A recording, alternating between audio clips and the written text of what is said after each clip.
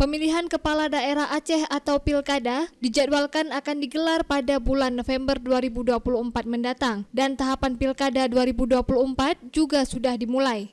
Salah satu partai lokal Aceh, yakni Partai Aceh, juga sedang melakukan tahapan penjaringan oleh tim seleksi untuk diusung pada Pilkada mendatang. Untuk calon gubernur atau cawagup Aceh, partai berbendera merah itu mencalonkan Muzakir Manaf atau Mualim.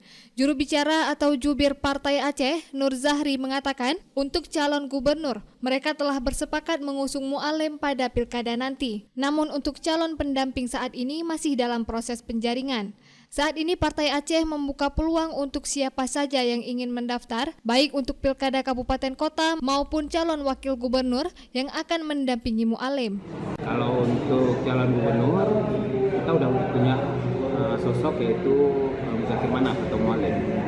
Dan ini sudah diputuskan dalam beberapa rapat, baik di Mubes, di Rapim, Rakor, rapat besar. Hanya saja di posisi wakil, ini kita belum mendapat satu keputusan karena masih dalam proses pengkajian, baik di level tim seleksi maupun di level pimpinan.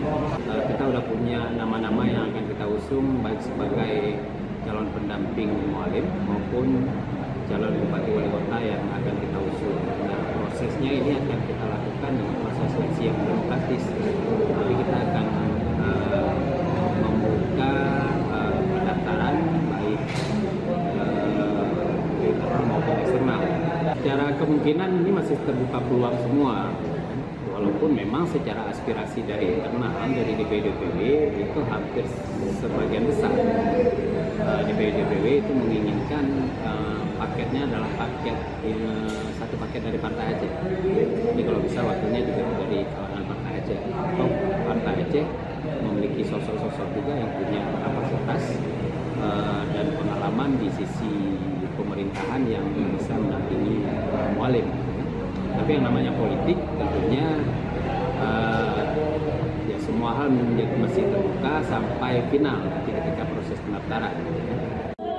Dari Banda Aceh, Lala Nurmala melaporkan untuk Puja TV Aceh.